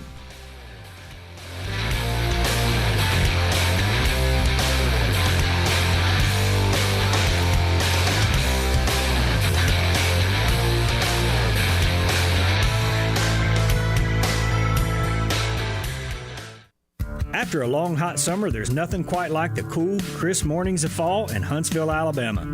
Bobby White back again for Woody Anderson Ford, and it's time to get out there. Whether it's hunting, camping, boating, biking, or kayaking, we've got the F-150 to take you there. It's truck month at Woody Anderson Ford, and we've got 2022 F-150s in stock on the lot, ready for your driveway today. And with your good credit, get financing as low as 2.9% for up to 60 months. This offer ends 10/31. Being the best-selling truck in America for 44 years in a row is no small feat. But I promise you, if you come drive an F-150, you'll understand. Woody Anderson Ford has nearly 100 F-150s to choose from and lots of colors and option packages. One of these is right for you. Truck month at Woody Anderson Ford. Exceptional deals on all our trucks, SUVs, and crossovers. And a great selection of Ford Blue Advantage certified pre-owned vehicles. Woody Anderson Ford, corner of Jordan and Sparkman. Hope to see you soon. WZZN, Union Grove, Huntsville, Alabama. 97.7 ESPN, The Zone. They're investigating a wreck on 565 eastbound, your mile marker 1. Had about 6 vehicles involved, several injuries. They have eastbound 565 blocked completely now, and traffic headed northbound on I-65 trying to get to 565 is backed almost to the Priceville exit. Looks like they're going to try to close that exit at 340 completely, so they'll force you either to go back toward Decatur or stay northbound on Interstate 65. I don't expect 565 to be reopened for a while. D&L Refrigeration repairs heating and air conditioning units for homes and businesses. D&L 256-652-1207. State license 08091. Captain Nick in the Jordan Lane Popeye Skywatch Traffic Center. From the Fox 54 Weather Center, I'm Chief Meteorologist Jordan Dressman. A mostly sunny sky this afternoon. Temperatures actually beginning to climb a little bit. Highs hanging out in the low and mid-60s. Still well below where we should be this time of year. Dropping into the mid-30s as we head into the overnight and early into your Friday morning. Plenty of sunshine for your Friday afternoon. Temperatures climbing into the low and mid-70s. It'll be a fantastic evening for Friday Night Football. I'm Chief Meteorologist Jordan Dressman on your home for ESPN Radio, 97.7 ESPN The Zone. This is Brent Musburger's VSiN Action Update on 97.7 ESPN The Zone. NFL Thursday night, the Saints at the Falcons. Both teams at 2-4. Arizona looking for their first home win. The Cardinals a 2-point favorite. The over-under at 44. Astros took Game 1 of the ALCS on Wednesday night 4-2. Game 2 tonight in Houston. The Astros a -200 moneyline favorite. New York at +160. Framber Valdez getting the start for Houston against Luis Severino for the Yankees. The NLCS moves to Philadelphia. The Phillies -102 at home against the Padres at -108 on Friday. The series tied at 1. Red Hot winning picks at experts.winnersandwhiners.com. Save 75% on any best bet package with the promo code ACTION75. That's ACTION75 at experts.winnersandwhiners.com. I'm Trey Westerberg, 97.7 ESPN The Zone. Log on today, 977ESPN.com.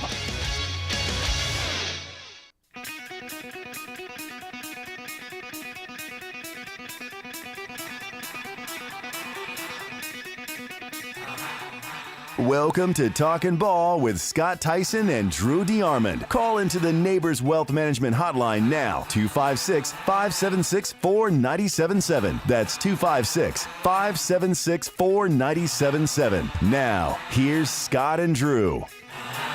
And welcome back to Hour 2 of Talking Ball on 97.7 ESPN The Zone. Scott Tyson, Drew DeArmond with you for another hour. And we have had a lot of great football talk because, well, we are in the hot and the heavy portion of the SEC football schedule. But this may be one of the greatest times of the season in sports because everything right now is going on. College basketball is practicing, and they're getting ready for some exhibition games. By the way, coming up on November 2nd, we will have Auburn and UAH as an exhibition game. But you have Major League Baseball in postseason. The NHL has started. The NBA has started. The NFL has started. College football is in the thick of things. College basketball nearing ready to tip off. It is such a fantastic time of year. It really is, and it was great to touch base with our next guest yesterday, at the Grand Bohemian Hotel in Mountain Brook, Alabama for SEC Basketball Men's Media Day. He does a great job. It's an SEC Network Plus analyst on the TV side. He's also done some radio, but he's doing a great job. And hopefully he's going to have an even bigger slate this year. I think he's one of the rising stars in the broadcast profession. For 13 years, he played overseas, played professional basketball before that.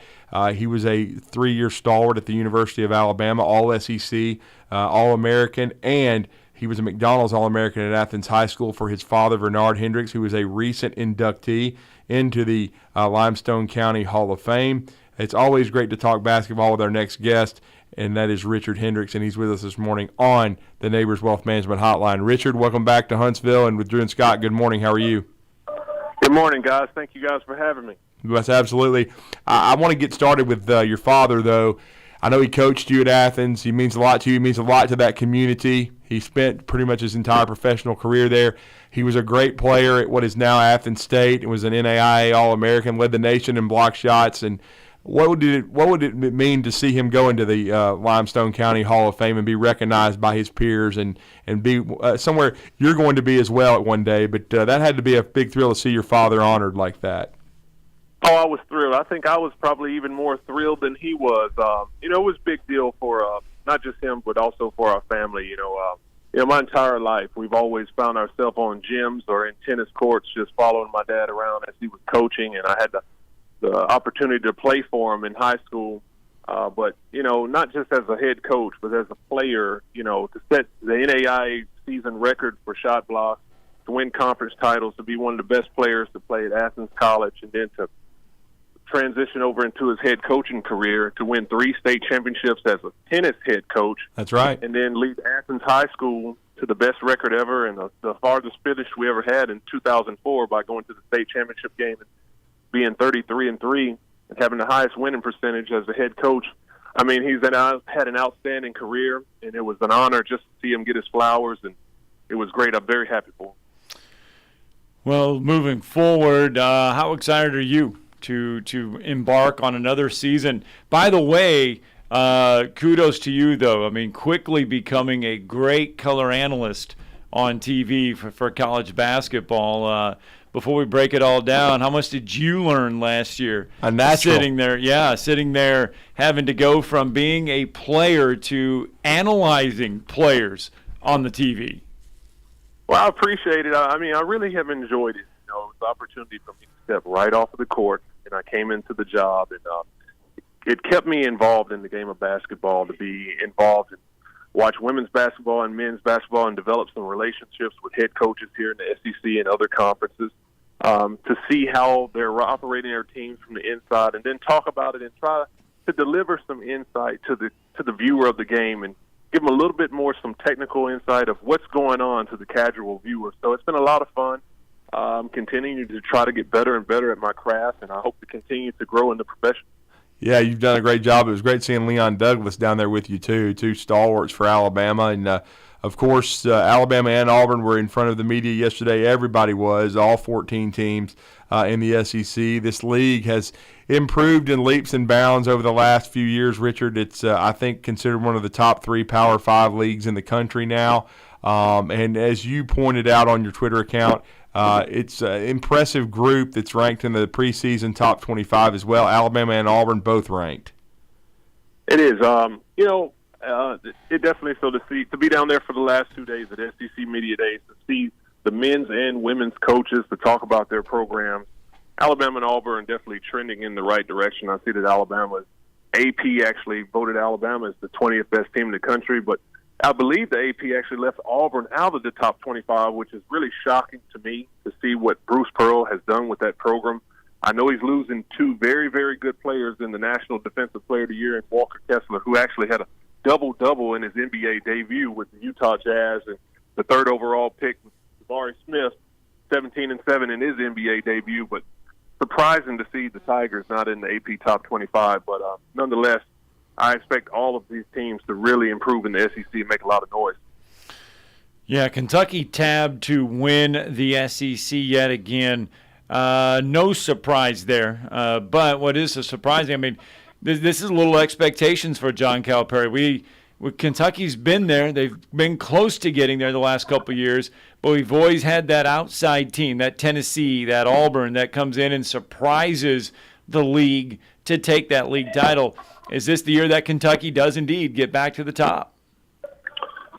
I think it is. I think they definitely have the most talent when you talk about Oscar Tshiebwe returning. When you got the unanimous National College Player of the Year coming back to play in college basketball and not going to the NBA, it speaks of the current landscape of college basketball in the NIL era and what he can do. So when you have someone who's such a tenacious force and rebounder on the interior coming back, it's got to make them the favorite. You have a 2-time All-SEC point guard, Severe Wheeler, who can lead that team. They have a lot of their best players coming back. And, they have to be hungry after that early NCAA tournament exit against St. Peter's, something that no one expected on their bracket. Arguably, maybe historically the biggest upset in NCAA tournament history. But as you said before, there's going to be some other teams at the top of the SEC that's going to give Kentucky a run for their money. So I have a few dark horse predictions, and it could happen.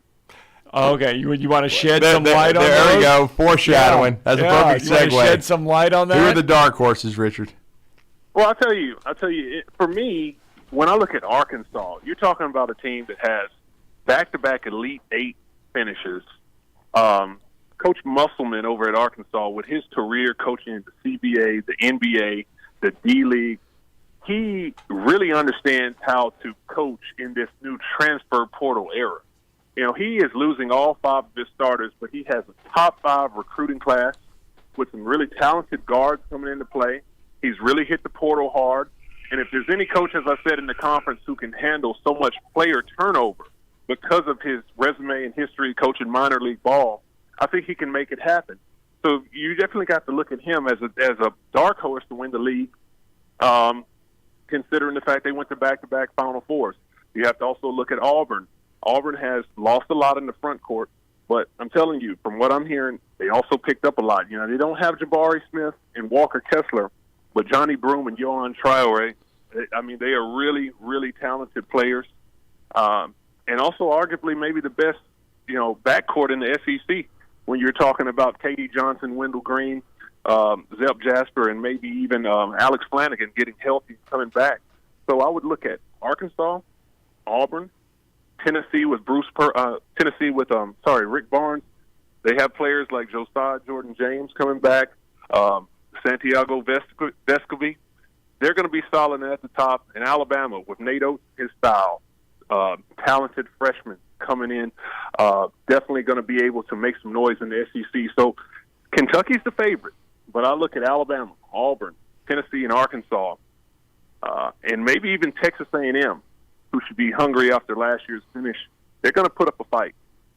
I think it's going to be a really good league. I agree with you. I think no doubt Yohan Traore and Johnny Broome, the two. Of course, Yohan was going to go to LSU, but we all know what happened with that program. But he now is an Auburn Tiger. He looked really good in there when they went to Israel. He's a big that can step out, shoot from distance, but also play inside.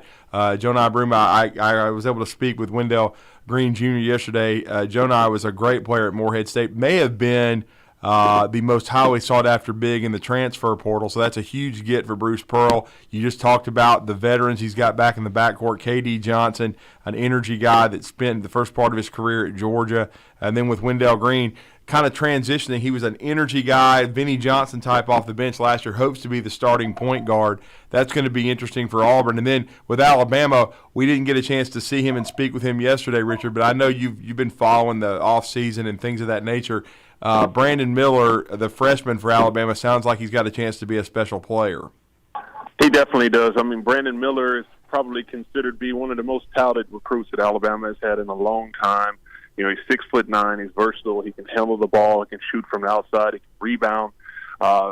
It's going to be him as well pairing with Alabama, only 3 returning players, Charles Bediako, Noah Gurley, and Miles on the roster. So you're going to see a little bit of a newcomer movement. But like I said also with Coach Musselman at Arkansas, Nate Oates has been proven that he can make a lot happen in a short amount of time. He can get his team to gel together in the offseason. I think they benefited by taking a European tour and playing against some quality teams over in Spain and France. So I think he'll get this team together, and with this young, talented freshman core, they might be able to make a lot of noise early on. We've seen it in football, but rarely do we see it in basketball. We saw it with Tennessee, Bruce Pearl going from Tennessee to Auburn, but there was a gap there in between a few years. Mike White goes from Florida to Georgia in the offseason. How quickly can he turn around this Georgia program? I think that was an intriguing move. I think when you're following up a legend like Billy Donovan, that's always a hard position for coaches. It's like, a lot of coaches, you don't want to follow Bear Bryant at Alabama. The next guy who follows Nick Saban, a lot of the pressure is going to be on you. And I think that Mike White actually did a really good job at Florida. But with him going to Georgia, Georgia has been a job that They struggled last year, 1-17 in the conference. He's definitely going to have to take advantage of recruiting in Georgia, which is a talent-rich state. You know, a lot of people come into Georgia and take the best players. If he can control the talent in Georgia, I don't see a reason why he can't lift the Bulldogs up to be a competitor in this league. Yeah, it's going to be interesting. I do think he did an underrated job. I know he got to an Elite Eight. Filling the legend shoes is going to be very, very interesting. Now Todd Golden takes the reins over at Florida from the University of San Francisco. He's a Bruce Pearl guy, so that's going to be interesting to bring him into the league. No question about it. But it does look like it's going to be a deep league, Richard. No question. I was impressed with what I saw from Charles Bediako. I know you being a big yourself. He has, gained some weight and put on his frame looks better. And then he was telling us he's also worked on his three-point shot and his free throws quite a bit. He says he's got the green light from Nate Oates. That will be interesting if Charles can add some more to the toolbox because he was basically a pick and roll and a dunker last year. He was definitely a pick and roll, pick and cut, dump off finisher player last year for Alabama in his freshman year, and that's to be expected. You know, last year Alabama had a veteran roster. They had a lot of players returning from that SEC championship title team, and Charles Bediako was a player who was going to contribute to that in the interior, but not be the main focal point. I think this upcoming year it's going to be very important for him to take his game to the next level. I would like to see personally for him to add some more interior low post moves to be a little bit more of a tenacious offensive rebounder and putting the ball back into the basket. A solid year, but he's going to have to probably see if he can double his production under the boards to help Alabama give the centerpiece that they need. Does college basketball, we talked a lot about it with college football and the transfer portal, but college basketball, it seems like it's going to affect it more because your roster is so much smaller. Does it feel like an NBA? Does it feel like an NBA free agency now having to look at like an Alabama or look at an Auburn and kind of look at all these new guys that'll be playing once that first game comes around? You know, I think it has more of a feel of like minor league ball. You know, I'm a player who played a year in the D League. As I mentioned, a lot of the coaches now have rosters that change. You know, when you play minor league ball, your roster can change from day to day. I mean, someone can come out there and you're playing a back-to-back, and he plays in the first game, and then maybe the big club calls him up, and the second day you don't have your best player. I've been in situations where teams have made trades with a player on the opposing team that you're about to play, and they literally switch jerseys and go into the different locker room before it's tipped. So you have to deal with this type of chaos, I guess to say, in minor league ball. And unfortunately, college basketball is a little bit turned into that. Players jump into the transfer portal on a whim. They're looking for a better opportunity. I think it is kind of early to make a determination if it was a good idea or not to go and just have the opportunity to have the player movement. But I guess I understand it. But it puts the coaches in a situation where you have to really expedite gelling your team. It puts you in a situation where you have to be patient with players more so than it was in the time period. But at the same time, try to come up with a schematic style of play to get the results that you need to be competitive. So it's a different era, and compared to college football, you're going to see far more movement in basketball, particularly than in football, because you need to be in a program, you need to change your body, you need to have that same type of consistency to learn the program. But like one of the coaches said, in basketball, you see a lot of players in high school. They're playing different high schools in different states. They're playing on multiple AAU teams. So this is just, unfortunately, in my opinion, the nature of basketball on the college level and the youth level as well. Well, and we're talking to Richard Hendricks, SEC Network analyst, former University of Alabama, all SEC and All-American basketball player, and, of course, the star at Athens High School. And, Richard, I know the Sports Business Journal had an article by Michael Smith about this, and it was a big topic when I was there yesterday. But what are your thoughts on potentially them expanding the summer schedule in basketball and allowing a lot of these squads to play 2 to 4 exhibition games? It sounds like it would be good for the game. Listen, that was a hot topic at Media Days, talking about expanding the NCAA tournament. Some people have even proposed to expand it from 64 or 68 to double it, to 128 or even more. I'm a traditional guy. I think it was best when it's 64 or 68.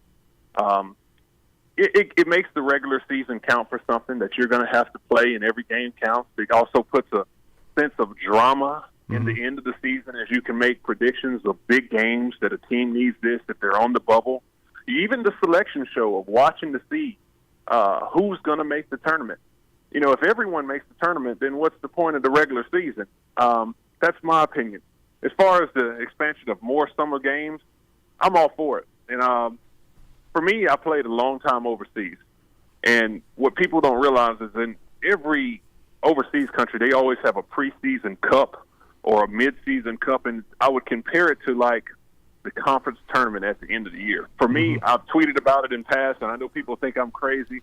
I would love to see conferences have a preseason jamboree with conference-only teams, exhibition games that don't count against the record, but you get to see top-quality teams from the conference compete maybe in one venue, bring the bands in, bring the fans in. I mean, kick it off the way that people want to see. I mean, unfortunately, you have a lot of non-conference games that a lot of people don't really get up for. But I know I would love to see two major conference powerhouses going at it, before the season starts. Give you a little preview of what you're going to see. As long as we can keep the SEC Big 12 Challenge in the middle of the season. I do like it. I do like it in the middle of the season. Listen, like I said, call me crazy. But everything's got to change. But I would love to see some high-level games early on, and maybe in the off-season. Well, and Richard, I know as we let you go, you're headed out to the alma mater this morning too. Tell Danny Anderson hello. It's a beautiful gym and facility over there at Athens, and I know you guys put on a great camp this summer, but it's going to be good it's high school basketball practice well underway, and we're just going to be cranking up in a few weeks. Yeah, Coach Anderson and Athens basketball is doing a great job. I'm glad to be here in the building right now to check them out, and hopefully these guys can get the program going back to some of the glory days. Yeah, well, we sure hope so. And we want you to continue to climb the broadcast ladder. You're doing a great job for SEC Network, SEC Network Plus. Thank you for the time and the insight. It was good to see you in Birmingham yesterday and Mountain Brook. But we look forward to talking some more hoops with you again soon. Thank you. Thank you all for having me. Thanks. Richard Hendricks with us there on the Neighbors Wealth Management Hotline. And Auburn, by the way, though, they are 15th in the AP poll. Okay, yeah, I thought they were ranked in both polls. Yeah. I mean, because Auburn is in the preseason poll pick slightly ahead of Alabama. Alabama ranked as well. Both the squads are ranked, no doubt about it. Kentucky, the highest ranked in the AP at number 4, followed by Arkansas at 10, Tennessee at 11, Auburn 15, Alabama 20. Those are your SEC teams in the top 25. And also remember, Alabama had 2 of their 4 guys at SEC Media Days yesterday that are returnees, Scott, because they have 8 new players. They've got 12 on scholarship. They had 1 scholarship that they did not use. But Charles Bediako, we just talked about. Noah Gurley was also there. The other 2 returnees for Alabama, they have 4. As we know, one of them is Darius Miles, who has played a bit role the last 2 years, probably going to expand that this year, the junior from IMG Academy. And then don't forget, he would have moved on to the NBA in professional basketball if it hadn't been for the injury in the opening moments of the NCAA tournament game against Notre Dame, but he decided to come back. And Javon Quinterly, the transfer from Villanova, is going to spend a 3rd year with Alabama. This is, quote-unquote, really a COVID year for him. He tore his ACL, so he's not going to be ready quite for the start of the season, and was not with the team when they went to overseas to Spain and France, was not with the team when they lost the other day and did not play against TCU. But he should be back probably in late November or early December, so they're hoping to get Javon Quinterly back before SEC play, and Nate Oates reiterated that yesterday. Let's see if I got this queued up here correctly. You guys. Coach, since the trip to Spain and France, how have you seen your team grow, and what did you get out of the secret scrimmage against TCU? So since the trip, we've been able to do a lot more. We got a head start being the 10 practices in the summer and the games over there, but been able to put a little bit more in. I think certain guys that maybe didn't play as well as they thought on the trip or been a little more motivated, been in more. So we've been working. The scrimmage with TCU, I believe they've got the most production back of any high major team in the country. So, they had a couple 6-year guys and a lot of real veteran guys. So we had a lot of young guys. Charles and Amari have some minor injuries, so we held them out of that scrimmage. They'll be fine, though.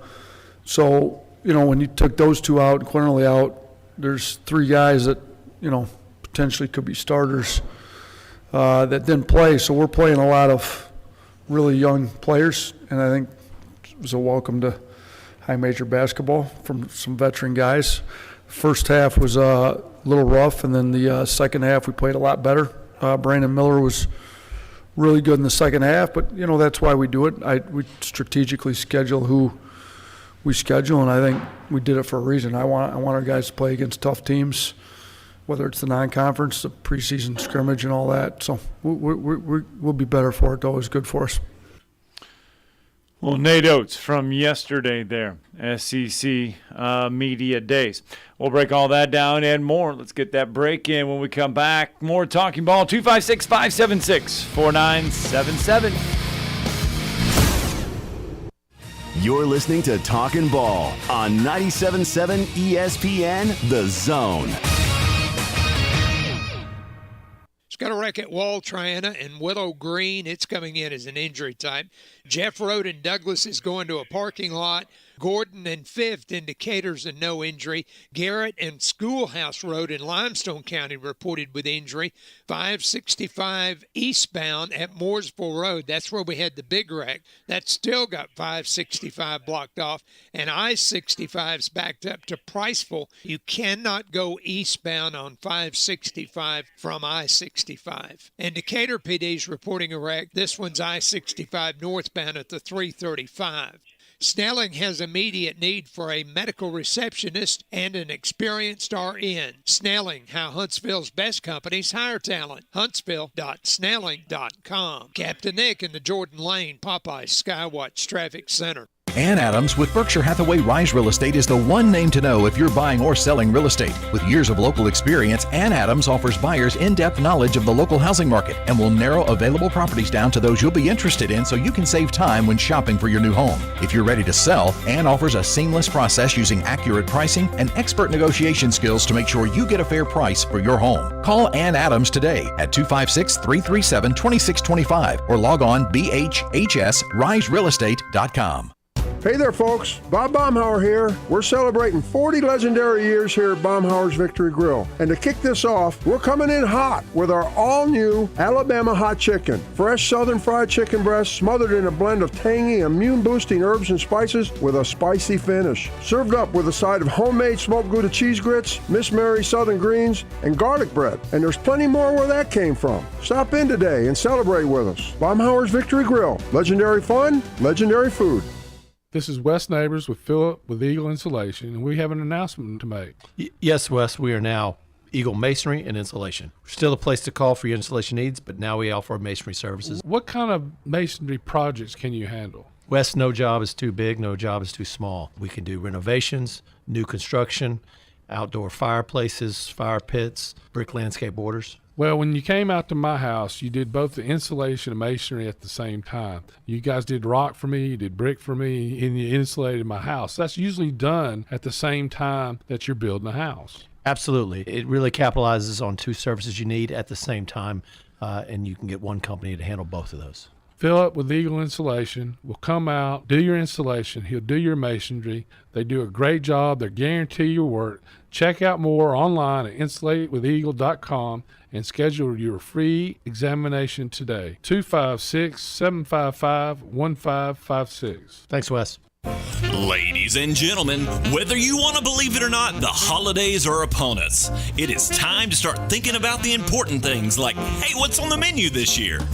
It is time to pre-order your honey glazed ham or turkey from Apple Lane. Let's get honey glazed for the holidays and make the holidays even sweeter with our award-winning banana pudding. That's right. Let us help make this year's holiday just so much easier. Apple Lane, come see us in Decatur, Alabama on the Beltline. Football season is here, and as always, the best place to catch every game is downtown at Humphreys Bar and Grill. Humphreys is celebrating by bringing back their game day football specials. $2.75 Miller Lite, Coors Light, Yingling, and $3.50 Yellowhammer Gold Pints. $4 Fireball shots. Anytime football is on. And don't forget football trivia every Sunday night at 6. The best place to catch all the games all season long is downtown at Humphreys Bar and Grill. Hey folks, this is Arthur Seaton, managing partner at University Kia, here letting you know we are proud supporters of Alabama A&M University football. Stop into University Kia today and shop our large selection of new Kias, including the all-new Telluride 8-passenger SUV, the stylish new K5, and sporty new Seltos. Visit universitykia.com and view all our great offers and get pre-approved in minutes so you can drive home your new Kia today, because we want to see ya in the Kia. Go Bulldogs! Tom Abraham here from my friend Brian Hamaker and his team at North Alabama Mortgage. Look, buying a home is the biggest purchase you will make in your life, and it can be a bit intimidating, so you want people that can help walk you through the mortgage process and get you the best deal possible. That's what North Alabama Mortgage does, and they do it in Alabama, Tennessee, and Florida, from first-time purchases to refis, conventional, VA, FHA, and USDA loans. They have the solution at North Alabama Mortgage. Visit NorthAlabamaMortgage.com to learn more. That's NorthAlabamaMortgage.com.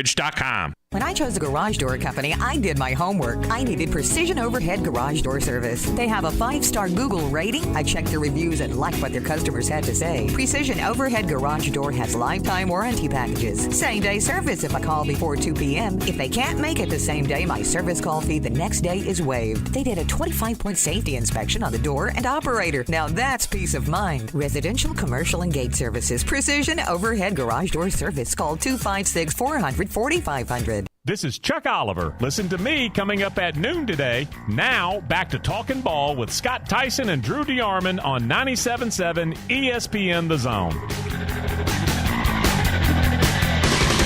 Hi, welcome back. Talking Ball, 97.7 ESPN The Zone. Scott Tyson, Drew DeArmond with you. And phone lines are open to you, 256-576-4977.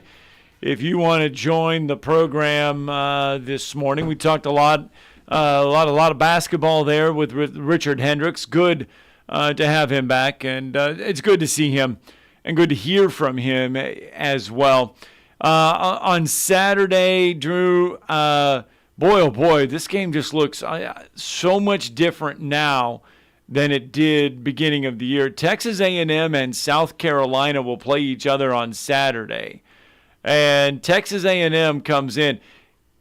You saw this coming. Well, yeah, I said they'd be mediocre, but both teams come in 1-2 in conference play, and that's not surprising with South Carolina, because I wasn't convinced they were going to be a good team. I thought they would be, lucky to have a winning season, a second straight winning season under Shane Beamer. But the way they're kind of polar opposites.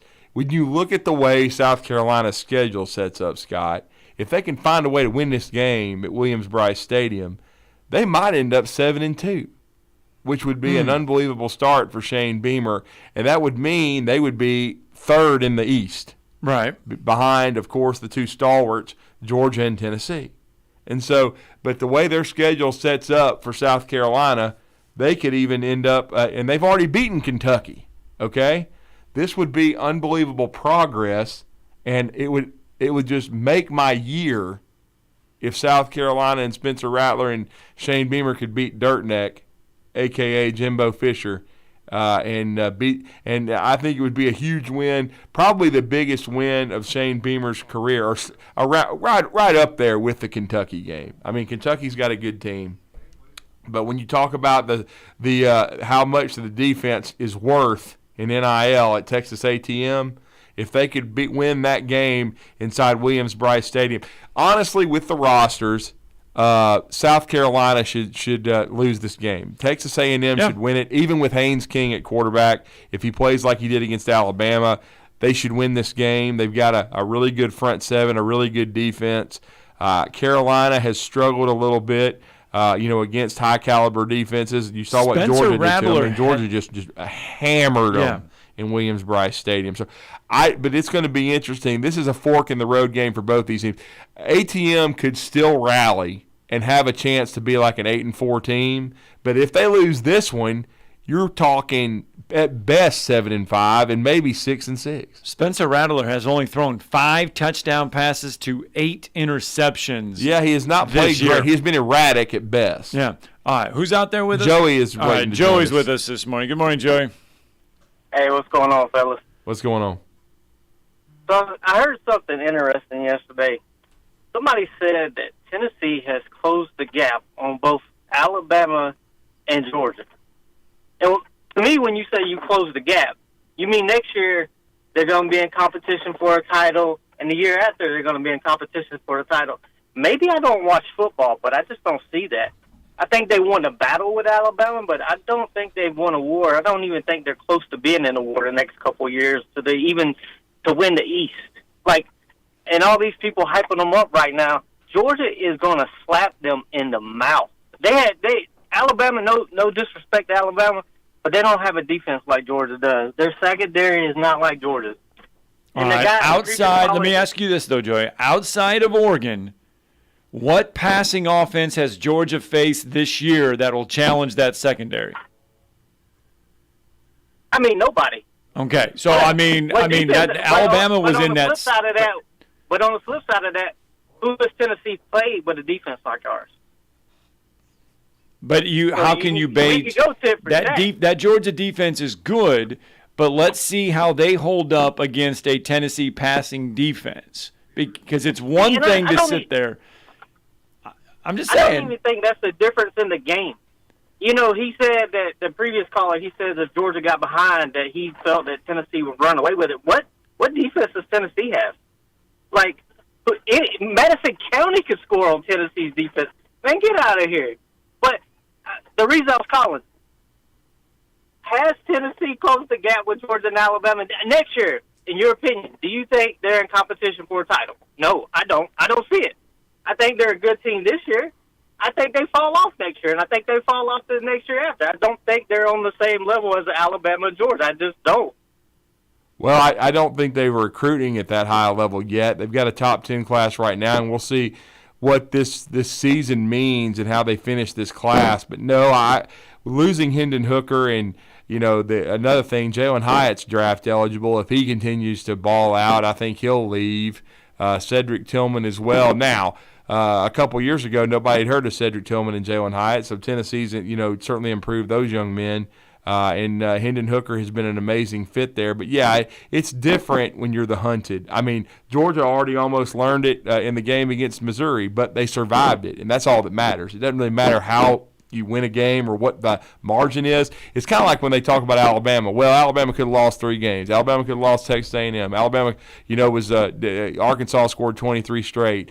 Texas had the lead late. Bottom line is Alabama won all 3 of those games, and if it hadn't been for some questionable officiating, Alabama would have beat Tennessee. So I don't think pardon me, just my thought. I was just going to finish my thought, Joey.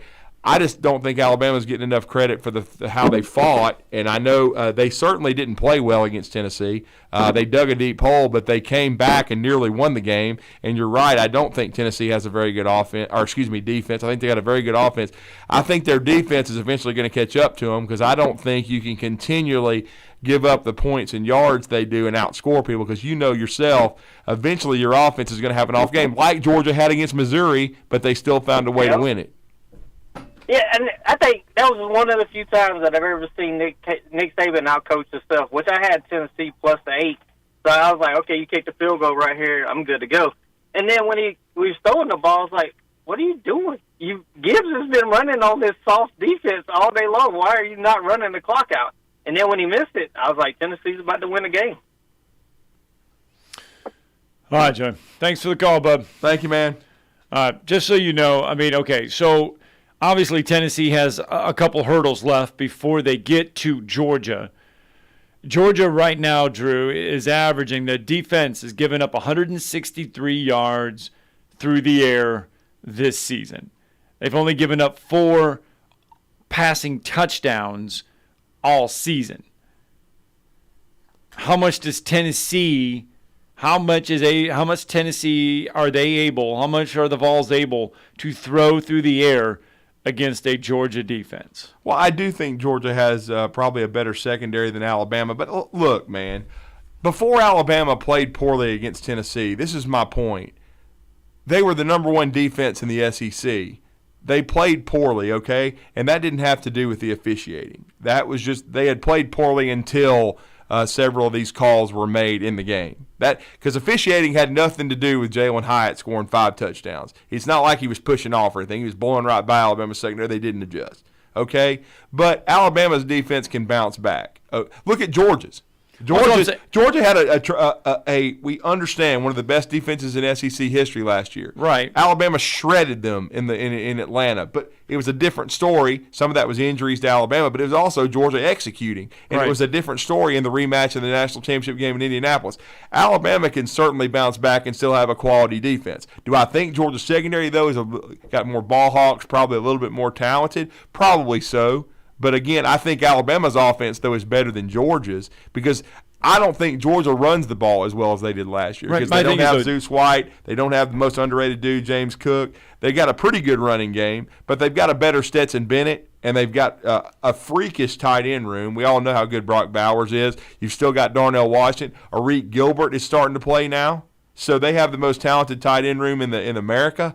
But again, it should be a good matchup. But I do think I agree with Joey. I still like Georgia. Right. They're at home. Does Tennessee offensively, are they going to challenge that Georgia defense? Well, of course they are. Tennessee's going to challenge anybody with their offense. But I still think Georgia can contain them, and I would favor Georgia probably by 7 or 8 points. All right, let's go out to the phone lines. Who's out there again? B. Rich is with us this morning. Good morning, B. Rich. Hey, fellas, I want to let Joey know something. Man, the East is about to get competitive. Tennessee's not going anywhere. You're going to have kids that watch that game and have watched this offense lining up to play in that offense. They're not going to have any problems getting quarterbacks, running backs, wide receivers. It's a fun offense to play in. And as far as them contending with Georgia, Georgia's just their offense is anemic. If they get behind, they've got Brock Bowers. That's their best weapon. I just don't think, you were mentioning their defense giving up 4 touchdown passes. They're going to give up 4 touchdown passes against Tennessee. I mean, you've got to score with them. And I love Stetson Bennett, good story, all that. He's not Bryce Young. Alabama was in that game because of Bryce Young. I just don't think they have the weapons to hang. But as far as I know, Joey's been all pumped up because Georgia's been running the East for a while. But, everybody's getting better in this conference. We have the best coaches. All the best kids in the country want to come play in this conference. And Billy Napier's going to start recruiting his kids. And it ain't – as far as being a contender, yeah, there's going to be some contenders in the East other than Georgia. But it's just getting tougher and tougher to win titles and stuff like that. So.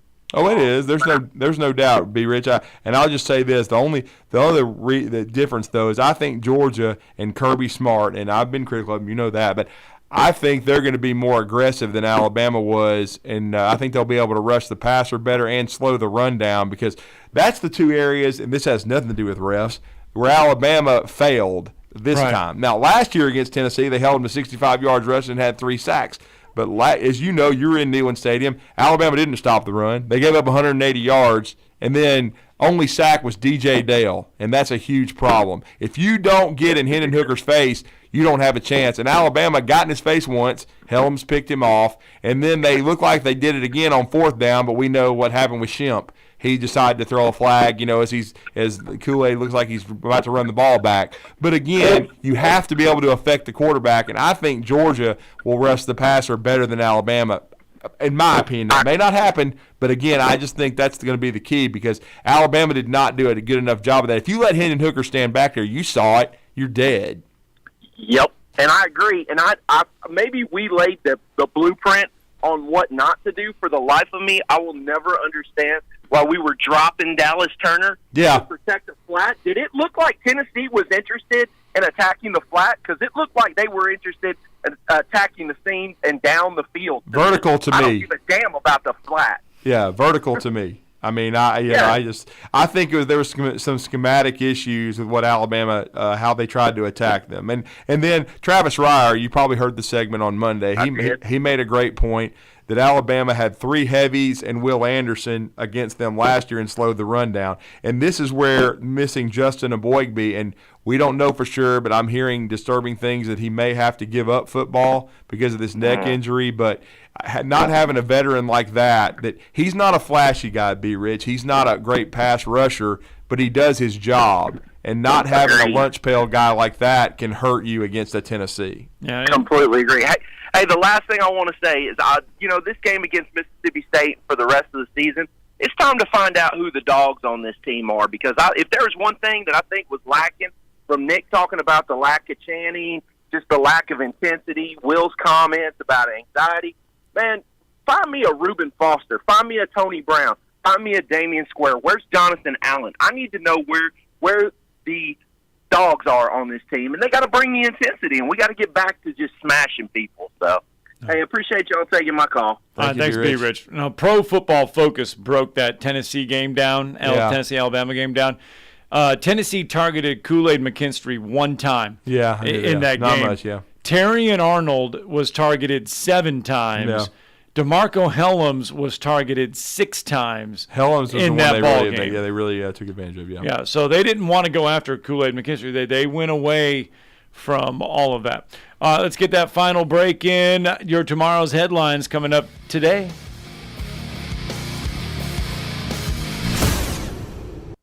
You're listening to Talkin' Ball on 97.7 ESPN, The Zone. They have one lane open eastbound on 565 getting past that wreck near Mooresville Road. Had about 6 vehicles involved with some substantial injuries. They'll have to close that lane again once the wreckers get on the scene. 65 at Browns Ferry. That one is a no injury waiting on state. Wall Triana and Willow Green had an injury involved. Jeff and Douglas should be in a parking lot. We've got Gordon and Fifth in Decatur trying to clear. Garrett Road and Schoolhouse Road in Limestone County reported with an injury. And we got one on I-65 northbound, 335 mile marker. That's in all that backup trying to get to 565. Popeye's $6 Big Box is back with 2 pieces of crispy hand-battered chicken with that Louisiana seasoning, 2 regular sides, and a buttermilk biscuit. Popeye's University in Jordan, 72 in Jeff and North Parkway. Captain Nick in the Popeye Skywatch Traffic Center. Southeastern Conference Commissioner Greg Sankey is coming to the Huntsville Museum of Art on Thursday, November 10th. He will sit with Abraham Madcore, the executive editor of Sports Business Journal, for an interview about issues in college football, such as conference realignment, playoff expansion, and name, image, and likeness. This event is part of the museum's Voices of Our Times series, dedicated to bringing in experts in the arts, entertainment, politics, and sports. For more information, visit hsvmuseum.org. Southern Fidelity Mortgage. Think of them as a loan for everyone, offering more products than anyone else and the guaranteed lowest rates and costs in town. Of the 2,000 loans that Southern Fidelity Mortgage has pre-approved over the last 10 years, all but 1 have closed. That's unprecedented in the banking business. For FHA, VA, rural development, and conventional mortgages, for the best mortgage experience in town, it's Southern Fidelity Mortgage. Call Southern Fidelity Mortgage Company at 256-656-5936. Men, are you having performance issues in the bedroom? Is erectile dysfunction affecting your confidence and self-esteem? Is your relationship being impacted? If ED is a problem in your life, maybe it's time to make the last time you had bad sex the last time you'll have bad sex. At the Huntsville Men's Clinic, we've successfully treated many men in the area for ED and given them back their confidence, their positivity, and in many cases, helped their relationships. Our expertise is second to none, and our practice is staffed by quality medical professionals. Beyond this, the treatments we use have proven success rates as high as 90%. And unlike online pharmacies that just sell pills or wave clinics that only offer one treatment option, we have a variety of treatment protocols, including acoustic wave therapy. We found that sometimes a combination of therapies works best, and a one-size-fits-all approach can't get you there. So make the call. Your initial appointment is only $99 and includes blood work, a medical consult, and if medically advised, a test dose. Call 256-368-0333 or go to HuntsvilleMensClinic.com. No representation is made that the quality of the legal services to be performed is greater than the quality of legal services performed by other lawyers. This is Attorney Tommy Sinyard on behalf of Sinyard Law, and again proud to be a sponsor of All Things Football here on ESPN Radio. My son Bart and I started our own law firm July 1 and are very proud and excited to be bringing you our 50 years of collective national award-winning injury trial law experience. Check us out on the web, sinyardlaw.com. Sinyard Law, nationally recognized, locally respected. This is Wes Neighbors talking to Chris Haygood of Bob Wallace Appliance. Chris, what sets you apart from other appliance dealerships? Wes, these appliances are going into the most used room in your house, your kitchen. The way we have these appliances displayed, it's easy for you to visualize how they'll look in your home. Wes, what sets us apart is the people. They're well trained. In fact, they live and breathe these appliances. And if you need service, you'll really appreciate our parts department. Contact Bob Wallace Appliance at 256-533-2121. Welcome back. Stan McDonald from the Stanton Law Firm. I had lunch with Lewis just recently and with a client of ours, a mutual client, and great to hear all the good things going on at the Stanton Law Firm. Thank you, Wes. The Stanton Law Firm, as you know, we've discussed before, we're dirt lawyers. We do a lot of real estate, litigation and closing. And yes, my son Lewis McDonald enjoyed meeting you a couple of weeks ago, and a couple of your friends. He is, as you know, he's opened up a commercial closing division. So he's really helping a lot of people who are trying to close, buy, or sell on their commercial property. And you can't be in this community doing business without knowing Wes Neighbors. I don't know about that, but sure was getting to meet another McDonald and talking a little bit about his grandfather, Coach Dye, and right. The different things. It was a lot of fun. Well, your listeners are really going to enjoy meeting Lewis and you in this community. And like I said, at Jacob Title or the Stanton Law Firm, we close business. We do some good commercial closings, residential closings. We appreciate being part of your show. When you call most roofing companies, all you'll hear is, you need a new roof. Not when you call Fleming. At Fleming Roofing and Restoration, we're focused on your needs, whether it's an easy repair or a full roof replacement. Folks around here trusted Fleming since 1965 for all their residential and commercial roofing needs. And as the area's storm damage experts, Fleming knows all the ins and outs of the insurance claims process. Log on FlemingHSV.com to schedule your free estimate today. Fleming Roofing and Restoration. We show up. At Bad Daddy's Burger Bar, people call the award-winning burgers totally insane, which is a compliment because Bad Daddy's Burgers are just that, chef-inspired expressions of pure burger amazingness built with premium Angus beef. They're bold and they're bad. Pair one with one of their signature cocktails or assortment of local craft brews. Bad Daddy's Burger Bar, 2317 Memorial Parkway. Check out our menu and even order online at BadDaddy'sBurgerBar.com. From Coleman to Fayetteville and all points in between. Son, pull the hammer back. Smokey's coming at you in a plain white wrapper. 97.7 ESPN The Zone. This segment of Talkin' Ball is brought to you by University Kia, the #1 volume Kia dealer in the state of Alabama. Located online at universitykia.com.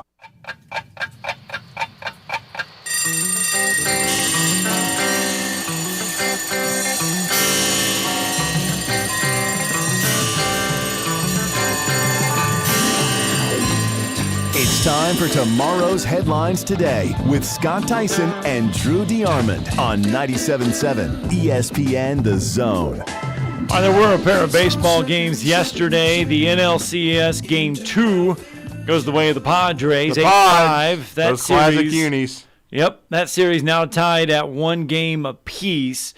And Justin Verlander was wheeling and dealing last night in the ALCS Game 1 as he strikes out 11 Yankees, and the Astros get a win in Game 1 of the ALCS 4-2 over New York. Well, it's never a bad day when the Yankees and the Phillies both lose. No, today we get the Yankees and Astros Game 2. Yeah, let's go Stros. Yeah. But you know what's interesting, and I thought about this, you know, the National League had the Dodgers, the Braves, and the Mets all win 100 games, I believe. Yeah. Neither of them are in the NLCS. All the 300-game winners and the Dodgers are gone. Yeah, because I think the Yankees won 99. I think they fell just short of it. They did. So there's only one 100-game winner, and that's the Astros. And the Astros, yeah, they're still alive, yeah. Yeah. So there you go. Who was it? One of the managers came out and said that they did not like this best-of-5 format in the DS, the divisional series, because they don't feel like the best team will win the best-of-5. So they're wanting best-of-7. They want best-of-7 in the divisional, not best-of-5. Because the Dodgers, maybe the Braves, and maybe your teams that are built for that, you don't find out the true good team in a best-of-5. Best-of-7, they say you do. I don't know. I don't know that I agree with that. I just think if you baseball's a funny game. Sometimes you're healthy, sometimes you're not. Sometimes you're hot, sometimes you're not. And so to me, I don't mind the. I wasn't a huge fan of the wild card drop dead games, just one game. I like this new format where you're best of 5 the first 2 rounds, and then best of 3 in the first, the wild card, best of 5 in the second, best of 7 in the third. Yeah, exactly. So I definitely liked the best of 5 wild card rounds. I thought that was an improvement, no doubt about it. And then you get a bye, so to me, there shouldn't be any complaints. And then I don't mind the NLDS and the ALDS being best of 5 either. I think that's fine. And then when you get to the championship series, when you're trying to win the pennant, the American League and the National League pennant, best of 7 and best of 7 in the World Series. But the first 2 rounds, best of 5, I don't mind it. I think it works out, and it goes by quickly, and it doesn't stretch it out too far. And again, I just think when you're talking about